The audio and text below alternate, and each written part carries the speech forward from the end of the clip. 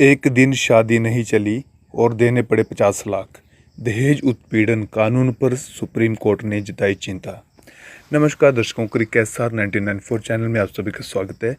आज की इस वीडियो में बहुत ही दिलचस्प बात आपको बताने वाले हैं। जी हाँ, शादी एक दिन भी नहीं चली और शादी के बाद अगले ही दिन कोर्ट तक ये बात पहुंच जाती है और 50 लाख हर्जाना भरना पड़ता है। क्या है पूरी बात आपको विस्तार से बताते हैं, वीडियो को अंत तक बने रहना। जस्टिस गवई ने कहा कि घरेलू उत्पीड़न का एक मामला ऐसा भी आया था जब पति एक दिन भी पत्नी के साथ नहीं रहा, लेकिन जब वे अलग हुए तो 50 लाख रुपए की रकम उसे पत्नी को देनी पड़ी। उन्होंने कहा कि इस कानून का सबसे ज़्यादा बेजा इस्तेमाल किया जाता है, जो कि चिंताजनक है।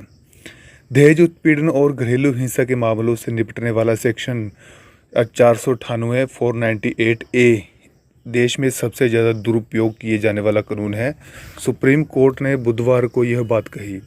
Justice BR Gavai, justice Prashant Kumar Mishra और जस्टिस KV विश्वनाथन की बेंच ने एक वैवाहिक मामले में विवाद की सुनवाई करते हुए यह बात कही। जस्टिस गवई ने गुजारा भत्ते पर सुनवाई करते हुए कहा कि ऐसे मामलों में आज़ादी पाना ही सबसे अच्छी चीज़ है।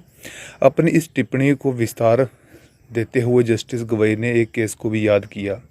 उन्होंने कहा कि एक मामला ऐसा भी आया था जब पति एक दिन भी पत्नी के साथ नहीं रहा, लेकिन जब वे अलग हुए तो 50 लाख रुपए की रकम उसे पत्नी को देनी पड़ी। जस्टिस गवई ने कहा, मैंने नागपुर में एक केस देखा था। उस मामले में युवक अमेरिका जाकर बस गया।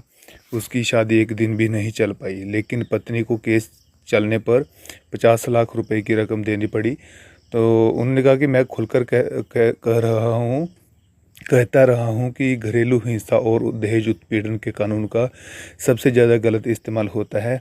मेरी बात से शायद आप लोग सहमत होंगे। सेक्शन 498A को लेकर लंबे समय से चर्चा रही है। इस कानून के आलोचकों का कहना है कि अक्सर महिला के परिवार वाले इस कानून का बेजा इस्तेमाल करते हैं।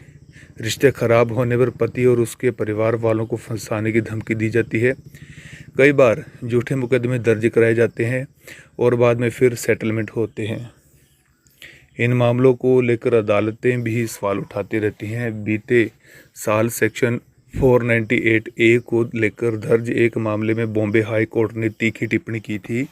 अदालत का कहना था कि आखिर इस केस में पति के दादा दादी और घर में बीमार पड़े परिजनों तक को क्यों घसीट लिया गया।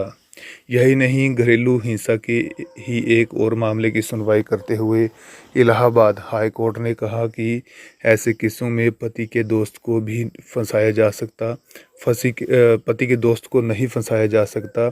जस्टिस अनीश कुमार गुप्ता की अदालत ने कहा कि इस कानून में पति और उसके रिश्तेदारों की ओर से उत्पीड़न पर केस का प्रावधान है।